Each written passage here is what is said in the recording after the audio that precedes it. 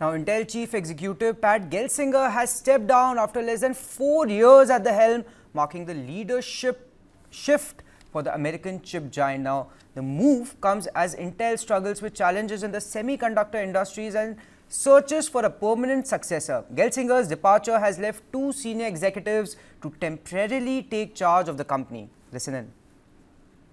Shares of Intel jumped nearly 6% Monday after the struggling chipmaker CEO stepped down.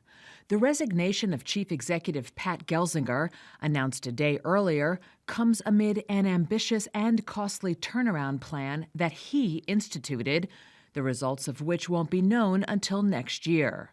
The shakeup also comes less than a week after the company received nearly $7.9 billion in government subsidies for Gelsinger's plan. Intel had for decades powered Silicon Valley's dominance in manufacturing the fastest and smallest computer chips, a crown it lost recently to Taiwan Semiconductor, which makes chips for Intel rivals such as NVIDIA. Under Gelsinger's watch, the company's market value withered to roughly 30 times smaller than NVIDIA's. Intel's stock has lost more than half of its value this year, and it was replaced by NVIDIA on the blue-chip Dow just last month.